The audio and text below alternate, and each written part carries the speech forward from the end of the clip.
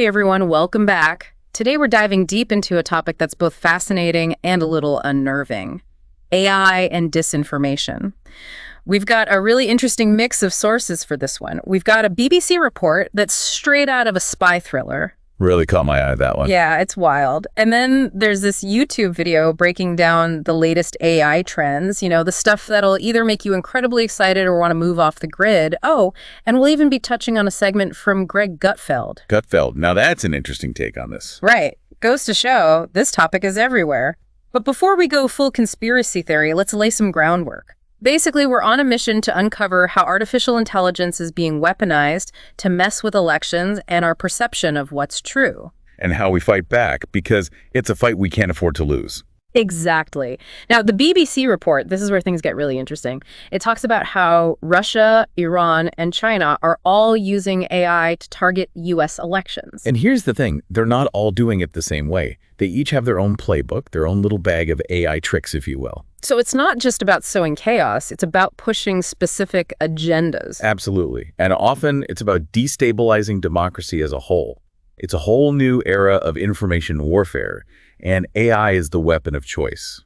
The BBC report specifically called out Russia's use of deepfakes. They even mentioned this whole fabricated story going around about Kamala Harris. Oh, right, the hit-and-run accusation. Yeah, saw that one making the rounds. Such a clear example of how these campaigns prey on our emotions, our existing biases. They take something that already resonates with a particular group and then amplify it, distort it using AI, and boom, instant outrage, instant division. And the technology is getting so good so fast. That's what I found so unsettling about the AI and new WS video. They were talking about how even experts are sometimes struggling to tell deepfakes from reality. It makes you wonder, if the experts are having trouble, what hope do the rest of us have? It's a valid concern. When you can't trust what you see or hear, especially in the lead up to an election, how do you make informed decisions? It really makes you question everything. Totally. It's scary to think about. It's a breeding ground for something called the liar's dividend. Basically, the more disinformation is out there, the easier it becomes to dismiss anything you don't like as fake. It's like a constant game of boy who cried wolf, but on a global scale. Eventually, nobody believes anything. Precisely. Truth becomes subjective, open to interpretation. And that's a dangerous, dangerous game to play. But hey, before we spiral into total despair, there is some good news. The BBC also highlighted how some seriously smart people are fighting back against this disinformation wave. And guess what? They're using AI to do it. It's a bit like fighting fire with fire, isn't it? Right, except in this case, it's algorithms battling algorithms. The BBC interviewed this guy, Dr. Christian something or other. I'm terrible with names. But he's doing some groundbreaking work at Oxford, building AI tools that can actually detect deep fakes and misinformation. That's the beauty of machine learning. You can train these algorithms on massive data sets of both real and fake content, and they start picking up on subtle patterns, inconsistencies that would totally fly under the radar for us humans. Like that picture of the Pope in the puffer jacket. Had everyone fooled. Oh, yeah. Classic example of how easily our brains can be tricked. We're hardwired to look for patterns, make sense of things, even if it means filling in the blanks ourselves. We like to tell ourselves a good story, even if it's not entirely true. Exactly. But AI, it doesn't get swayed by emotions or preconceived notions. It sees things for what they are, or at least it gets closer than we do. And the really wild part is, AI isn't just about spotting deepfakes. The BBC report also talked about how it's being used to tackle something even more ingrained: conspiracy theories. Now, that's a challenge and a half. It's like they say you can't reason someone out of a position they didn't reason themselves into in the first place. It's true. Beliefs can be incredibly sticky, especially when they're woven into a person's identity or sense of community. Well, the BBC featured this Dr. Costello, who's developed an AI chatbot that's actually making some headway in that arena. A chatbot? Seriously, I mean, it sounds like something straight out of like a Black Mirror episode or something. A little bit, yeah. But instead of bombarding people with facts and figures, this chatbot engages in conversation. It uses tailored arguments, evidence-based reasoning, almost like a digital therapist for misinformation. Interesting. So it's not about shutting down the conversation, but rather guiding it in a more productive direction. Exactly. And get this, the BBC reported that 1 in 4 participants in their study started questioning their conspiracy theory after interacting with this chatbot. 1 in 4. Wow. That's actually pretty impressive. It suggests that even deeply held beliefs can be open to change, given the right approach. It kind of makes you wonder, is AI better at getting through to people than, well, other people? Maybe it speaks to the power of a non-judgmental space to explore different perspectives.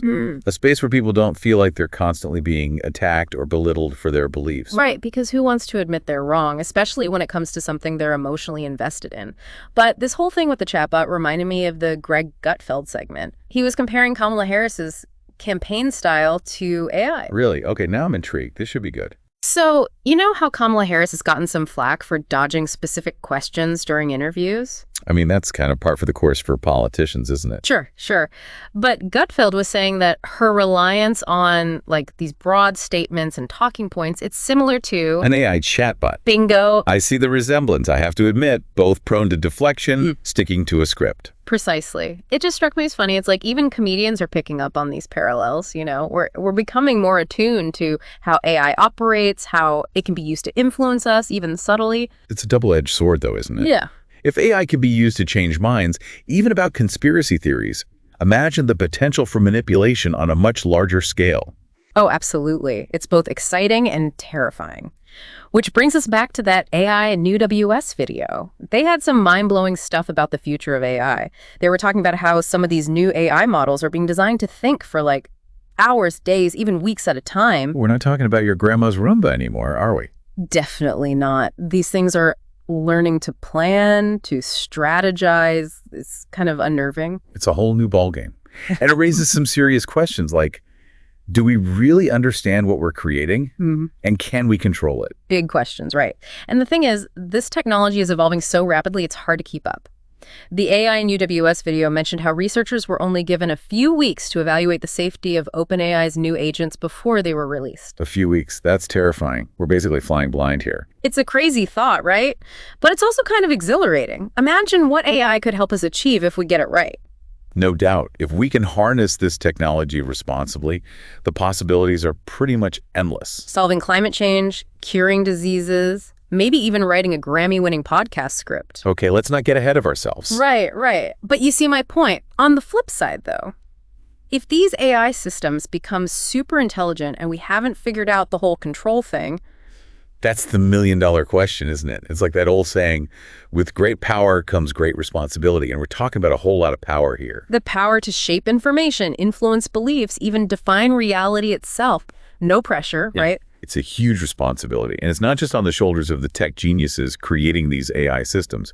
It's on all of us. We need to educate ourselves, stay informed, and engage in these conversations about ethics and responsibility. We can't just bury our heads in the sand and hope for the best. Absolutely not. This isn't just about building better AI. It's about becoming more discerning ourselves. So be critical thinkers, folks. Double check those viral posts. Be wary of those too good to be true headlines. We've got to up our game alongside AI. Well, that was a wild ride. From deepfakes to chatbot therapists, AI and disinformation, it's a lot to wrap our heads around. It really is. But it's a conversation we need to be having. And the more informed we are, the better equipped we'll be to navigate this brave new world. Couldn't have said it better myself. A huge thank you to everyone for joining us on this deep dive. Stay curious, stay skeptical, and until next time, happy diving.